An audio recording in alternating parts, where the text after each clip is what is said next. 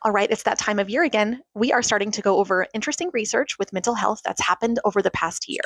And today we're going over an article that talks about ADHD and how it impacts our immune system and vice versa. So the authors used genetic analysis to see whether or not there was some genetic links between immune system and ADHD.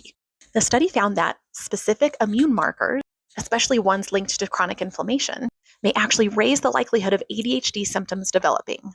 This doesn't mean that inflammation causes ADHD, it just exacerbates the symptoms. And this means the ADHD also might influence immune functioning.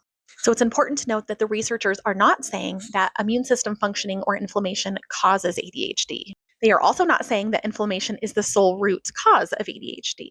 And they also are not saying that ADHD can be fixed by targeting the immune system alone.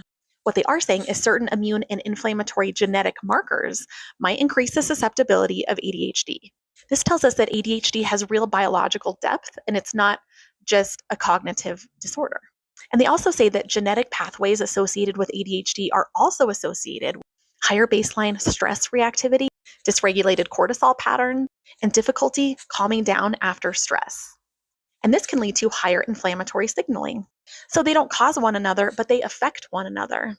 So this can kind of become a loop though, because having a harder time with executive functioning can lead to increased stress, which might lead to immune activation and therefore having more ADHD symptoms as a result.